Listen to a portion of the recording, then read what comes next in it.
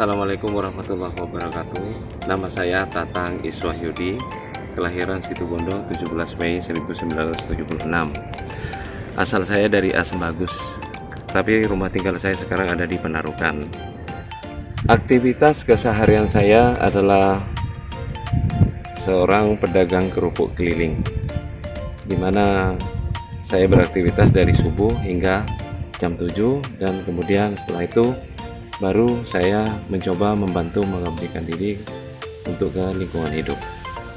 Saya menanam mangrove sebenarnya ada dua periode. Periode pertama hanya bermain-main, untuk kemudian periode kedua di situ masa serius, di mana saya harus betul-betul termanajemen dengan baik menanam mangrove, karena pentingnya mangrove menurut saya bagi keberlangsungan ekosistem, dan saya sangat suka sekali untuk menanam mangrove.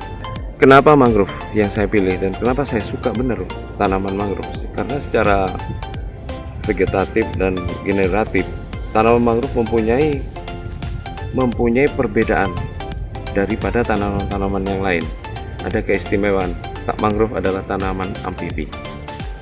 Dan di samping dari itu semua, mangrove adalah salah satu tanaman di mana tanaman yang menurut kami bisa menjaga ekosistem yang endingnya adalah untuk menyelamatkan lingkungan perairan kita. Ada keterkaitan kita dengan lingkungan. Jadi benang hubungan simbiosis mutualisme terjadi antara kita tanpa lingkungan itu mustahil kita bisa bertahan. Adapun sekarang lingkungan pun tanpa kita juga mustahil untuk bisa terlestarikan. Maka selayaknya lah kita tetap memperdulikan, berpikir dan berbuat untuk menyelamatkan lingkungan. Berawal dari kegiatan susur pantai saya bersama rekan-rekan saya sejak tahun 90, kami mencoba menyebar, menanam, memetakan potensi kerusakan dan potensi untuk ditanami mangrove sepanjang 150 km pantai Situbondo. Dan kita sekarang berada di desa perbatasan antara Banyu Putih, Kecamatan Banyu Putih dan Asembagus, tepatnya di Dusun Pondok Langgar dengan Dusun Bugeman. Dan mangrove ini saya tanam insya Allah sejak tahun 99, periode 2000, saat saya masih aktif menjadi mandor di HGU Asembagus. Dan spot pertama yang kami tanam adalah di pintu stop atau pintu air di ledeng irigasi BG atau HGU Asembagus.